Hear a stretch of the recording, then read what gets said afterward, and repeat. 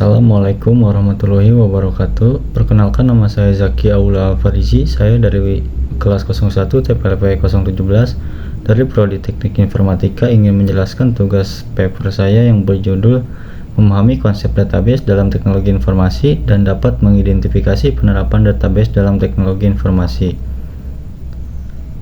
Yang pertama ada konsep dasar database. Database adalah kumpulan data yang terorganisir secara sistematis dan disimpan dalam media yang memungkinkan pengelola serta akses data secara efisien.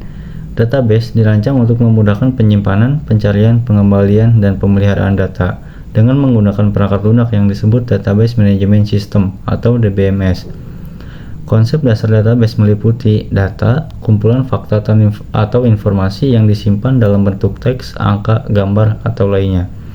Database sebuah sistem terorganisir untuk menyimpan, mengelola, dan mengambil data dengan efisien.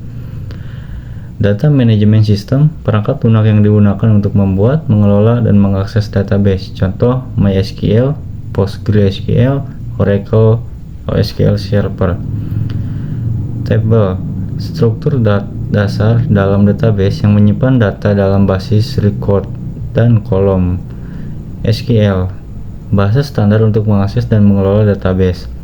Yang kedua ada identifikasi bisnis ketika menggunakan snapshot dan database.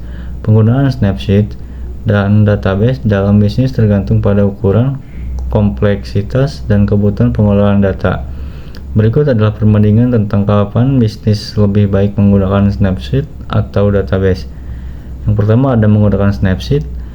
Data sederhana dan kecil. Ketika jumlah data yang perlu dikelola relatif kecil dan sederhana, misalnya beberapa ribu baris atau data yang tidak berubah terlalu sering. Penggunaannya terbatas untuk pekerjaan individu atau kelompok kecil tanpa kebutuhan berbagi secara besar-besaran atau bekerja secara bersamaan pada data yang sama. Perhitungan cepat dan analisis. Snapshot sering digunakan untuk analisis data yang cepat, perhitungan, dan membuat grafik. Mereka lebih efisien ketika digunakan untuk fungsi perhitungan matematika atau statistik sederhana. Fleksibilitas dan kemudahan penggunaan. Memiliki antarmuka yang mudah digunakan dan tidak memerlukan keterampilan teknis untuk memulai. Bisa digunakan untuk tugas atau sementara. Tidak terlalu bergantung pada konsistensi data. Ketika data relatif bebas dari masalah duplikasi atau inkonsistensi. Yang ketiga ada menggunakan database. Data besar dan kompleks. Ketika bisnis harus mengelola jumlah data yang besar, berstruktur lebih kompleks, ribuan hingga jutaan entry yang saling berhubungan.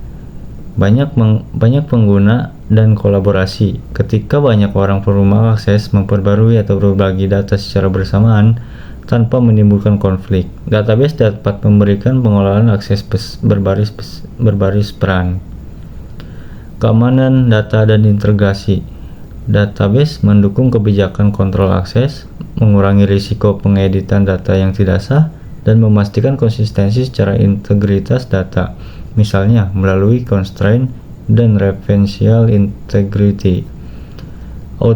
Otomasi dan pemrosesan data. Ketika bisnis memerlukan otomatisasi tugas seperti pengolahan data dalam jumlah besar atau integrasi sistem lainnya. Pencarian data yang kompleks dan pemeliharaan. Alasan organisasi memilih database dan fungsi sistem manajemen database. Organisasi memilih untuk berbagi database karena beberapa alasan utama yang dapat meningkatkan efisiensi dan efektivitas operasional mereka. Berikut adalah alasan utama dan fungsi sistem manajemen database. Yang pertama ada kolaborasi dan akses terpadu. Yang kedua peningkatan efisiensi. Yang ketiga keamanan data. Yang keempat penyimpanan terpusat. Yang kelima ada penghematan sumber daya. Selanjutnya fungsi sistem manajemen database. Yang pertama ada pengelolaan data, keamanan, penyimpanan terpusat, konsistensi dan integritas, pemulihan data, pencarian dan analisis data. Selanjutnya ada perkembangan database. Perkembangan database telah melalui beberapa tahap yang signifikan dalam upaya untuk menangani volume data yang semakin besar dan mendukung berbagai aplikasi yang lebih kompleks. Berikut adalah gambaran umum dari perkembangan database dari masa ke masa. Yang pertama, file system sebelum tahun 1960-an, data disimpan dalam file terpisah tanpa struktur yang jelas, menyebabkan duplikasi dan kesulitan dalam pengelolaan. Yang kedua, ada model hierarkis dan jaringan pada tahun 1960 sampai 1970-an. Sistem pertama yang mengorganisasi data dalam struktur hierarkis dan jaringan memungkinkan hubungan antar data meskipun dengan keterbatasan. Yang selanjutnya ada database relasional tahun 1980-an mengembangkan model relasional oleh Edgar F. Codd dengan tabel yang saling terhubung dengan menggunakan SQL untuk pengelolaan data yang lebih efisien dan fleksibel. Selanjutnya ada objek tahun 1990-an, database berbasis objek untuk menangani data yang lebih kompleks, sering digunakan dalam aplikasi pemrograman berorientasi objek.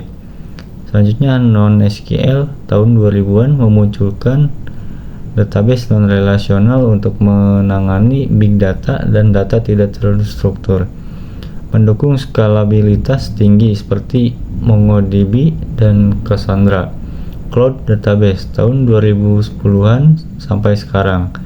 Database yang di-host di cloud memungkinkan skalabilitas otomatis dan pengelolaan yang efisien tanpa membutuhkan infrastruktur lokal. Selanjutnya ada blockchain dan big data 2010-an sampai sekarang. Blockchain digunakan untuk penyimpanan data yang aman dan terdesentralisasi, sementara platform big data mengelola dan data dalam jumlah besar untuk analisis dan AI. Kesimpulannya, memahami konsep database dalam teknologi informasi berarti memahami sistem untuk menyimpan dan mengelola data secara efisien.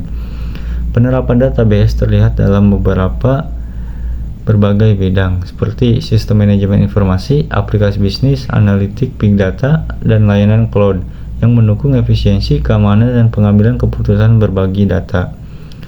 Sekian penjelasan dari saya, kurang lebihnya mohon maaf. Wassalamualaikum warahmatullahi wabarakatuh.